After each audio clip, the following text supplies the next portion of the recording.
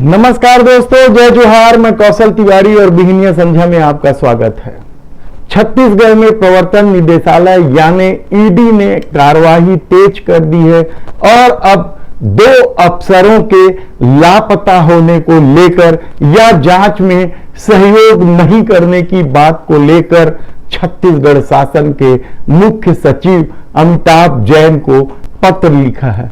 इस पत्र में कहा गया है कि अनिल टुटेजा को 4 बार नोटिस जारी की गई, लेकिन वे नहीं आ रहे हैं, पूछताछ में सहयोग नहीं कर रहे हैं। उसी तरीके से अरुणपति त्रिपाठी आबकारी अधिकारी हैं, ये दूसरे विभाग से प्रतिनियुक्ति में आए हैं, इनको लेकर भी अमिताभ जैन को पत्र लिखा गया है और बकायदा इन्हें जारी समन्स की भी प्रति अमिताभ जैन को दी गई है और कहा गया है कि मनी लॉन्ड्रिंग और शराब घोटाले मामले में इनसे पूछताछ करनी है। दरअसल अनिल टुटेजा को लेकर बहुत पहले से ही यह बात सामने आई थी कि ईडी उन्हें गिरफ्तार कर सकती है। कुछ साल पहले उनके निवास पर छापे की कार्रवाई आयकर विभाग ने की थी और वहां से जो इनपुट मिला था और जिस तरीके से पीडब्ल्यूडी के तत्कालीन सचिव रहे अनिल राय ने जो कुछ खुलासा किया था, उसके बाद यह तय माना जा रहा था कि अनिल टुटेजा चौतरफा फंसने वाले हैं।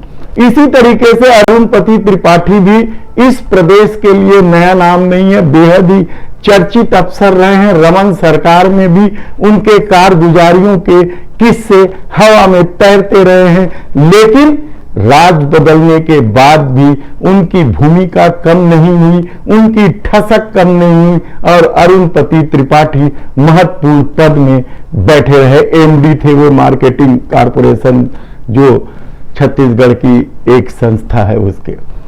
इसके अलावा भी कई अफसर हैं। हमने अनिल राय का नाम बताया कि किस तरीके से 30,000 कोर्ट में उसे लेकर आयकर विभाग ने उनकी भूमिका को दिखाया है। इसी तरीके से आईएएस रानू साहू को लेकर भी कई तरह की चर्चा है, उनसे पूछताछ भी हुई है, लेकिन अभी तक ईडी ने उनके खिलाफ क्या कार्रवाई की है यह पता नहीं चला है। इसके अलावा जनसंपर्क विभाग के डायरेक्टर दीपांशु काबरा आईपीएस हैं, ये परिवहन विभाग की भी जिम्मेदारी इनके पास है।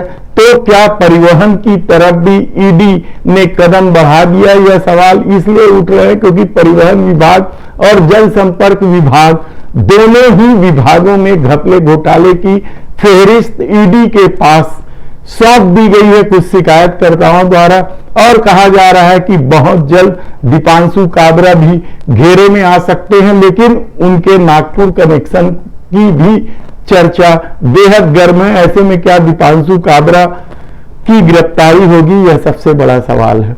इसके अलावा राम गोपाल अग्रवाल और उनके पुत्र की भी चर्चा बेहद ही गर्म है, जबकि भारतीय जनता पार्टी के एक नेता विधानसभा अध्यक्ष रहे गौरी शंकर अग्रवाल के पुत्र नितिन अग्रवाल की भी चर्चा कम नहीं है। और राम गोपाल अग्रवाल और गौरी शंकर अग्रवाल में रिश्तेदारी भी है और कहा जा रहा है कि इन रिश्तेदारी के चक्कर में भी बहुत कुछ खेल हुआ है। लेकिन ईडी जिस तरीके से अब अनिल टुटेजा और अरुणपति त्रिपाठी को लेकर मुख्य सचिव अमिताभ जैन को पत्र लिखा है, तो क्या अब ये माना जाए कि ये दोनों फरार हो गए हैं? हालांकि ईडी ने कहा है कि यदि अब वे नहीं आएंगे तो फरार घोषित कर दिया जाएगा, लुकआउट सर्कुलर भी जारी हो सकता है। लेकिन क्या इससे पहले वे दोनों यह देश छोड़ चुके हैं?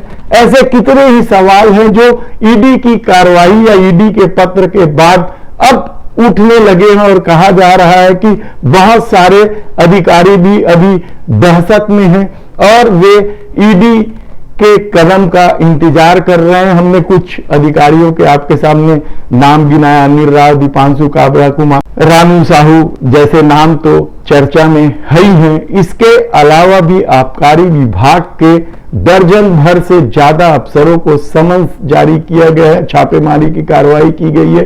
लीगल लॉबी से संबंधित ठेकेदार से लेकर इस क्षेत्र में काम करने वाले प्रमुख लोगों पर भी ईडी की नजर है, जिसमें पप्पू भाटिया, अमोलक सिंह भाटिया, कई नाम हैं। इसके अलावा हमने आपको कल भी बताया था कि ईडी नजर रखी हुई है उन 4 चौकड़ी के ऊपर जो मनदीप, सोनवानी, ये 4 नाम हैं। हम इस पर काम कर रहे हैं। हमारे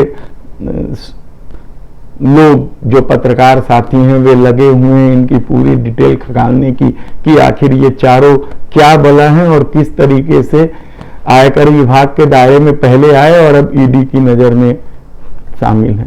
ऐसी तमाम परिस्थिति को लेकर सबसे बड़ा सवाल तो यही उठ रहा है कि क्या छत्तीसगढ़ में भूपेश सरकार आने के बाद भी भ्रष्टाचार चरम पर था।